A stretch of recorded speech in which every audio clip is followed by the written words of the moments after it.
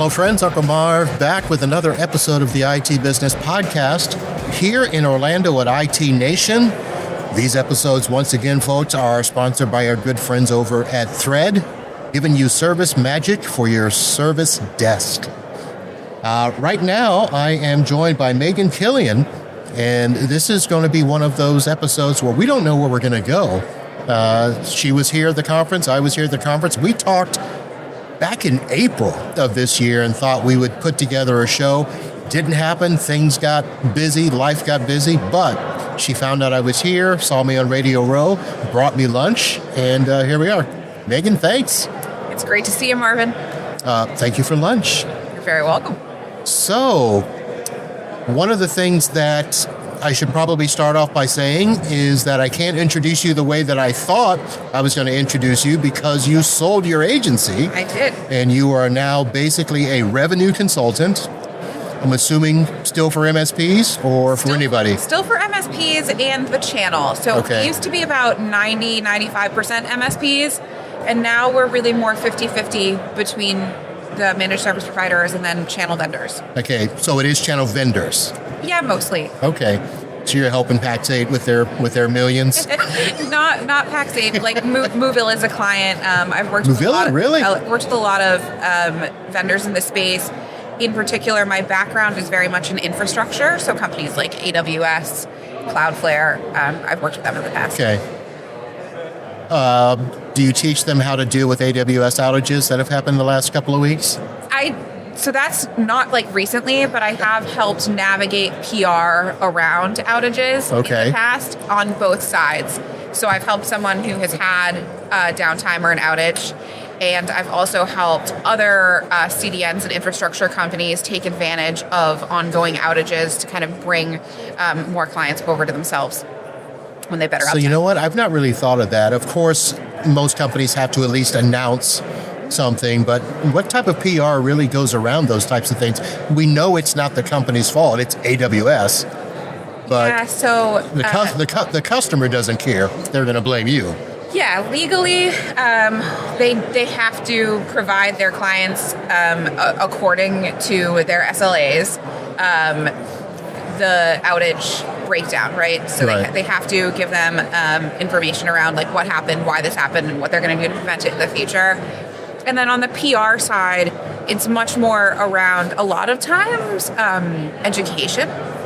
So your average end user has no idea why these things happen, and most often, the client of the infrastructure company is the one that's getting hammered, right? So like, for example, Cloudflare, somebody fat fingers something on the back end, and all of a sudden, half of America's out, HubSpot's not working. And you as a HubSpot client, you're pissed off at HubSpot because they're down and that's your everyday tool that you're using. And so a lot of what needs to be done by infrastructure companies when this happens is education that can be used for the end user, right? Which is, hey, look, yes, your tool is down, but that's really our fault, and it's our fault because this happened. It wasn't a scheduled outage. And I think also a lot of ongoing learning and collaboration behind the scenes around just making the internet better and more robust for everyone. The backbone of our global internet is not built to support the size of files that we are sharing today. Like it was built for email, okay? And here we are sending massive multimedia files, online like live streaming. The internet wasn't built for that. It's under way too much pressure to begin with. And we're talking about like multi-redundant networks. Right. And so when something really truly does go down, it's understanding that was like a multi-system failure. And in fact, we have to get better if we want to avoid it. Right. Now, you mentioned that the internet's not built for this. However, since the year of our COVID, we have just simply doubled, in my estimation, how much we depend on it with all the remote work. One of the things that I constantly have to tell clients is remote desktop or VPNs are network sensitive. So if something happens somewhere along the path that has nothing to do with your home or your office, could affect your bandwidth. You can't control what's behind the node. So once it's coming to you from the node, then you have some level of control. You can control what's in your house or in your business, your the hardware that you're using, whether or not you have a backup network. So like me personally, I've worked from home since long before COVID. It's been almost 10 years now. And so I have like regular home internet that's Spectrum. I'm a Florida resident, but I also have T-Mobile, one of their like business internet, but it's T-Mobile's network. So when we have a hurricane, that has a 48-hour battery backup. So I can lose power, I can lose internet to my home and still have internet enough to at least like some basic stuff, right? It's not going to be as good. I wouldn't record a podcast on it, but it's definitely there as redundancy. And I think for businesses, they really need to think about what they can and can't control, right? You cannot control whether your internet provider is going to have an outage. You cannot control if they're going to be doing routine upgrades to your network in your neighborhood and they're putting in fiber and that's going to be great long term, but right now it means you're out. Right. What you can control is, do you have a place to go that's quiet that you can work on somebody else's internet, or do you have a backup, whether even if it's just like your mobile hotspot? Do you have it's when we talk like BCDR, right? Part of that should be, what is your action plan if you don't have internet tomorrow? So I'm just sitting here thinking, these are not revenue-driven type questions, but you just answer them as if you answer them on a daily basis. Is this what you end up doing? So I was in IT before I was in revenue. I used to manage a Radio Shack, and that's kind of like how I got started. Radio Shack. In like IT. And then I've worked both sides of the business since forever, and I feel like as an owner, we end up doing everything, right? Yes. So I joke because, I sell revenue support and revenue consulting into MSPs. So they're always pitching me. They want to be my MSP. We've never had IT internally at my company. I have been our IT forever. And I joke and I'm like, it really takes me like 5 minutes a month. Even when we were huge, like when the agency was at its peak, we were 35 people. And I still was doing it myself, and it was taking 5-10 minutes a month. Like, oops, I need to change some DNS. We had one-click onboarding, so I think a lot of it is just business best practices. Like, IT is part of your business, and you should have some level of knowledge there in order to run your business. So how many MSPs tried to pitch you and say, oh, we can take that off your plate? Oh, hundreds at this point. So there's the people in my network. Pretty much anytime I have a new client and I have some type of problem. So like, for example, we have been locked out of our M365 since we migrated off M365 to Google. Uh-oh. And it's one of those, like, it was not a best practice. I know this. We were using GoDaddy as our host, right? Yeah, I know. Okay. I know. But it's cheap, okay? I know it's cheap. There's a reason it's cheap. When I first started, so I went consultant. And when I first started the consultancy, I just spun everything up on GoDaddy because I was like, temporary solution.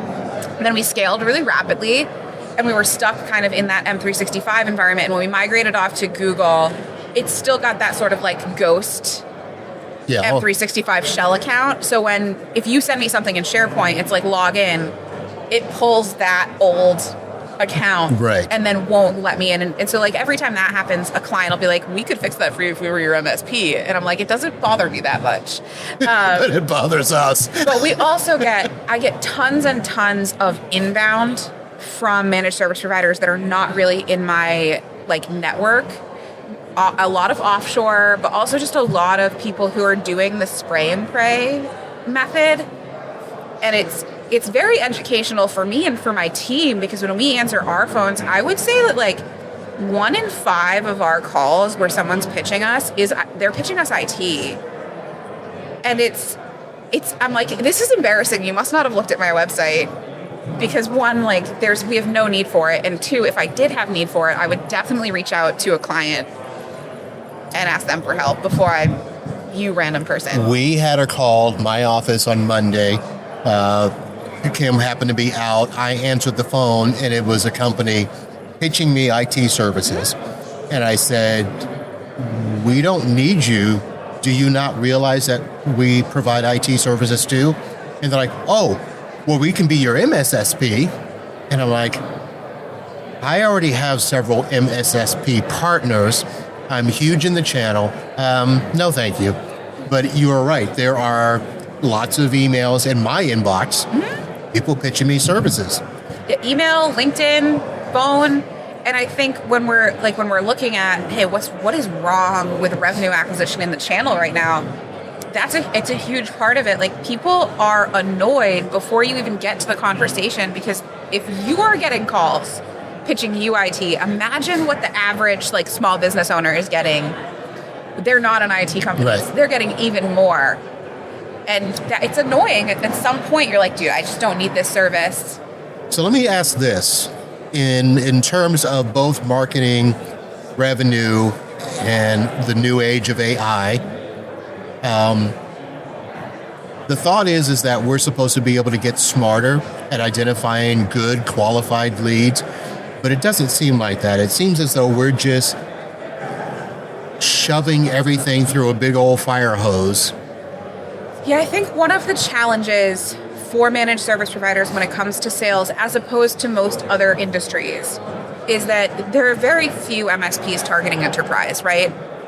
Enterprises do a ton of trigger-based signaling. Like, they have multiple people on multiple devices Googling. They publish their financial information. They have new offices popping up. There's so much, like, if I'm trying to sell to like a Nike, I can do so much research ahead of time to find out if they would be a good fit for us without ever calling them, without ever emailing. When I look at the average Main Street USA business, how do I know anything about their business from Google? Like, what AI could really evaluate, right, is we can look at their location. We can try to get a feel for how many employees they have. But even when we're talking about employee size, the smaller the business and the less, like social selling it is, the less likely they are to even have LinkedIn's or be listed on the website where I can like look it up. Right. So trying to build that use case in advance is much harder. What we've seen work is a lot of just niching, like, pick an industry that you know a lot about. It also helps to provide more value to the client as well, because when you're saying like, well, we just help anybody who has more than 5, 10, 15, whatever devices in our local area, how do you speak to that as a value add? But if I say I help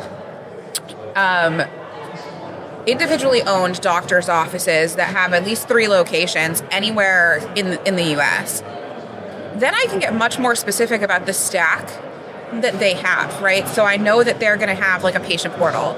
I know that they're going to have some type of note taking, and then I can actually have a much deeper conversation about AI where I could come in and say, hey, are you using recording and transcribing to help get your patient notes out the door? Are you using call answering services to help make appointments and facilitate much faster response times to patients when they're trying to get in touch with you? Like, we could talk a lot more about the pain points, how we help, the stack that we support when we're more industry specific. And I think that's when targeting, we can get smarter if we really focus on what a good client looks for us.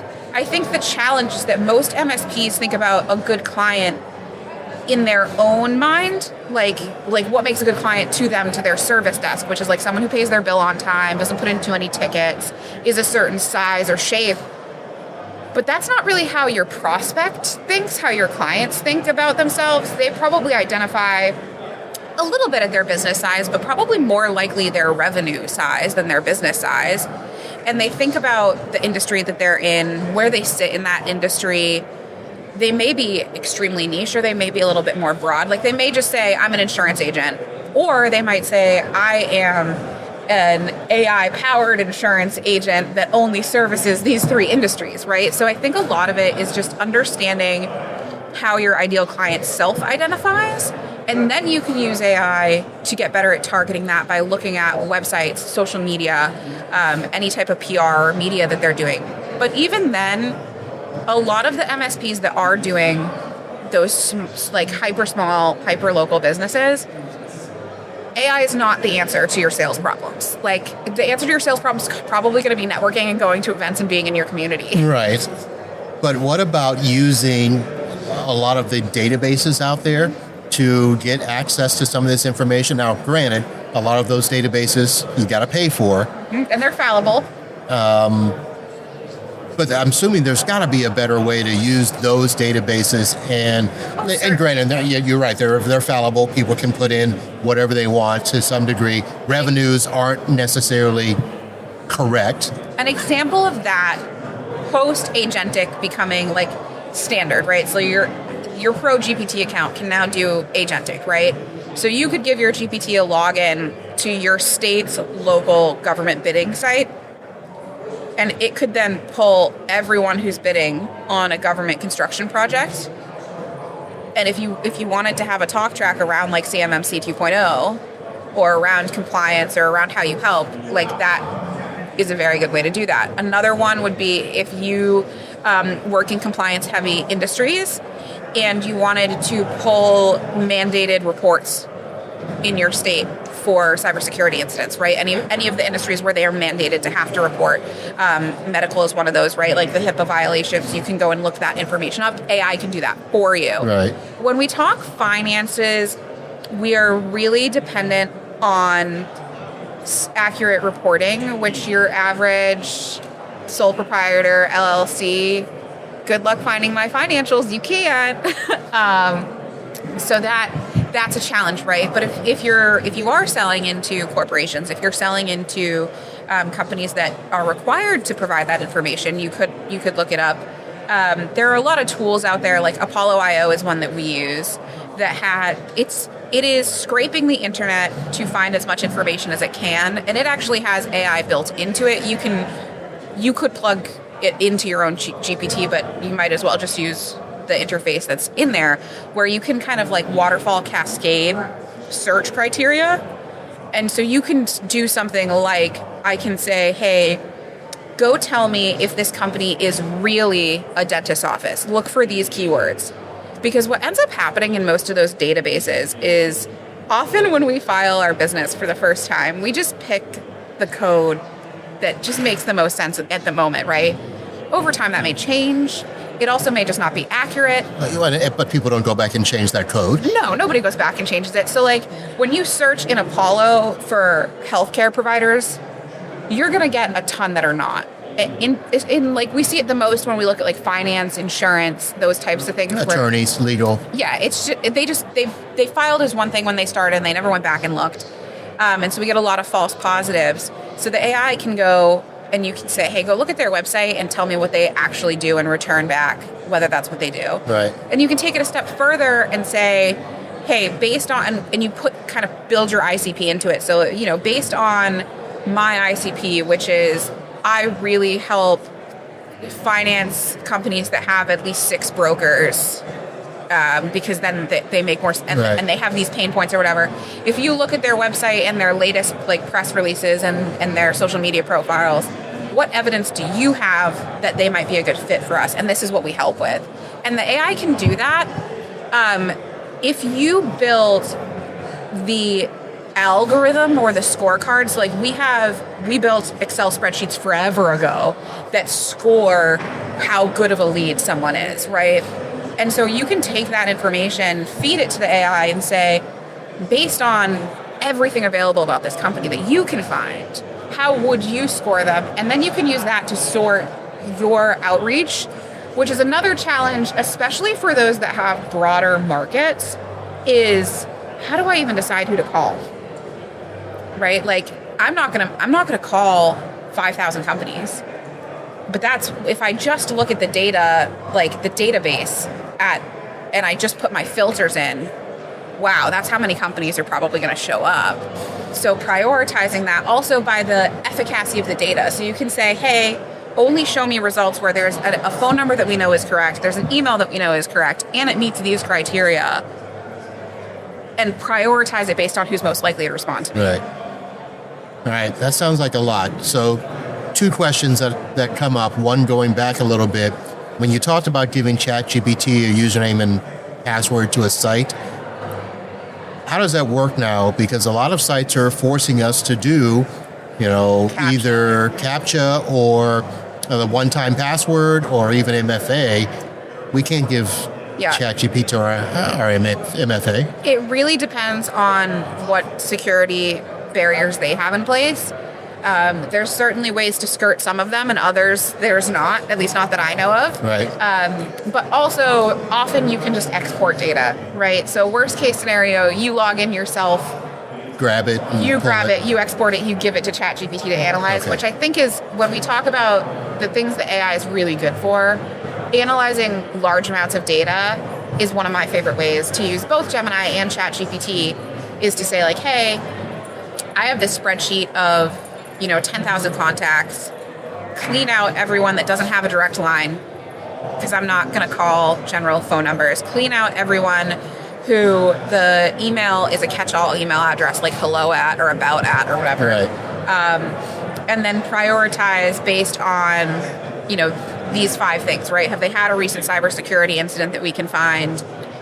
Is there indication that they care about compliance? And I think a lot of it too depends on what type of MSP are you? If you aren't a really cybersecurity focused MSP, then you probably don't need to be targeting industries that care deeply about cybersecurity. If you are an MSP that primarily just helps your local businesses and you don't industry specialize, you're going to do this very, very differently than someone who, say, just does a dentist office. So there's a part of me that's thinking that this sounds like it could be very daunting for someone to look at. But if you're going to be looking to grow revenue, is this really the way that we're going to have to look at things going forward, where we're going to have to be able to use AI in a very agentic way, parse things out that specific in order to garnish our stuff? And I'm going to give you one other thing to throw into that. How ethical is all of this? So first, I think there's more than one way to skin a cat, right? So a lot of MSPs are doing nothing. Let's be honest, there's a lot of MSPs that for sales, they just wait for a referral to come in. That's their sales strategy. Doing anything other than that is going to be better, right? And there are so many different ways to come at things. You can do an inbound focused marketing strategy, outbound focused sales. What I see work most often for MSPs is very much community presence. Go be active in your local community, develop a name for yourself, be top of mind when shit hits the fan. That's what you need to do, because really when we look at managed services, right, it is 2025. We are no longer selling against most companies doing nothing. Right? They have some type of solution in place for IT. They're not just winging it. So we have to wait for that solution to either fail or be frustrating. You want to be the first name someone thinks of in correlation with what you do. So for me, it's I want to be the first name you think of when you're shit, my revenue's tanking. Who do I call? Oh, I'm going to call Megan. You want to be the first person someone thinks of when they're my fucking laptop won't turn on, my email, I can't get in, or my MSP is really pissing me off, they haven't answered the phone in 3 days, I'm mad. You want to be the person they call, right? That's your job as an MSP. There's a ton of different ways to do that, but most of the digital ways, those channels are extremely noisy. We all get too much email, we all get too many text messages, we all get too many phone calls. But if you know your niche, whatever that may be, and you can figure out how to get deeply involved in that community, that's really the biggest winner. Now, in terms yes, AI data analysis can be one way to win that race. And in terms of the ethics, I think it depends on how you are acquiring that data and how you are using it, right? That's what I was pointing to, because, people are going to be how did you get this number? Mm-hmm. And that's one of the number one questions people ask if you cold call at all. One of the top objections is, how did you get my information? I am a big fan of, I don't want to do anything that I wouldn't be comfortable then telling you I got that information. So I'd be well, I sponsored a booth at IT Nation and they gave me your phone number. Yep. If you have a problem with that, please contact them because they sold it to me. That type of conversation, right? Now, I'm not saying that's what happens here. I'm just saying anywhere that you're having that conversation, you want to be able to say confidently, well, I sponsored MSP Everything's Christmas holiday giveaway this year and they gave me your information to participated in it. Or even like we use Apollo.io and I just say like your information's in a database and at some point you put it somewhere that got it in there. Yep. And I tell them the URL, like I'm like, hey, do you want me to email you how to unsubscribe? Like you can get your information removed, but you have to put in a ticket to do that if you don't want to receive these types of calls. And so like I don't have a problem with using a database as long as that's the purpose of the database and there is something that happened somewhere consensually. I know a lot of people aren't educated on how putting their information one place gets it someplace else. Well, that's a whole nother discussion, and I do know of companies now that they are going out to help people get their information off the internet, and that's going to be a fun little time. Yeah, I think it's tough. It's certainly creating an uphill battle for salespeople, but I also think it means that we just have to be smarter and more strategic in the way that we engage. And I felt for a very long time that community engagement is really the win. It's the way to win. But it's very challenging. Most clients, when they come to me, and to be fair, there's a little bit of a sort of echo chamber where like no one's coming to me because they killed their last year's revenue goal and they're set. You know, they come to me because they're like, we have no process, we have no CRM, we don't know what we're doing. But when they come in, often I'm like, well, how many MSP events do you go to throughout a year? And it's usually like 2 or 3. And I'm like, okay, and how many local community events do you go to? And often the answer is none. Yeah, 0. I went to the chamber once. It didn't work. And I'm like, yeah, well, okay, the chamber didn't work, but like, you know, if you do legal, why aren't you in the ALA?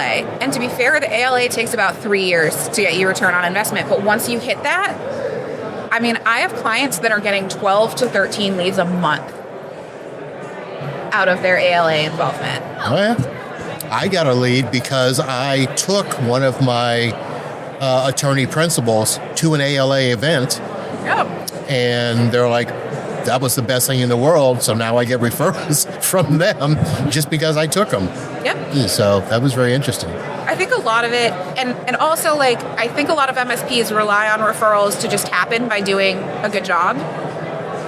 I'm sorry, doing a good job is the expectation. I pay you to do that. That does not make me a raving fan. Yeah, well, that's relying on the next door effect where, you know, if I do a good job, people will tell me.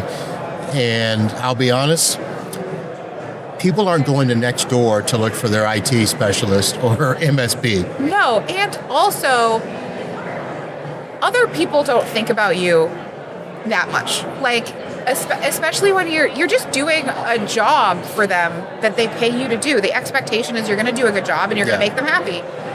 If you want referrals, one, go above and beyond. So that's like, send the Christmas gift, show up in ways that aren't just, I come when I'm called. And also ask, but ask in a way that provides value to them. So instead of just being like, hey, we have a referral program and I'll give you $50 if you send me a lead or whatever. Ooh. Don't do that. In your quarterly business review, outline what you've done really, really well for them. So if I were sitting down and I were talking to a doctor's office, I'd be like, hey, you know, based on what we looked at, we've increased the productivity of your desk staff by 30%. I assume that that's giving better, patient care in the office. Is that true? And they're like, yeah, it is. We are giving better patient care now because we have all these things taken care of. That's amazing. Do you know any other doctors locally that you think could benefit from that so that we could get better care to all the patients in our town? Okay. Like, let's have a real conversation one-to-one about why a referral makes sense without just being like, I do good work, refer people to me. No. Because you're making, like, don't ever make it about you is really the end-all be-all there. All right. Well, Megan, we're going to have to kind of stop it there. We've gone a bit long, and I know that there's a lot of stuff happening here. I want to get you back to the conference, but I want to say thank you for reaching out and stopping by. We've got to do this again with a little bit more of a runway. Yeah, absolutely, with a plan. With a plan. Go for that. But Megan Killion, thank you here. You're local, right? You're not far from here. Yeah, I live right down the street. I'm like 30 minutes out in Winter Park, Maitland. Winter Park. It's a nice little area. It is. It's cute. We'll chat about that off air. So, all right, folks, Megan's information will be in the show notes. You can reach out to her if you are well past the time that you should have been paying attention to your revenue. Got to get it back up. She's somebody that can help you. We'll be back with more from IT Nation here in Orlando. We'll talk to you then. Holla.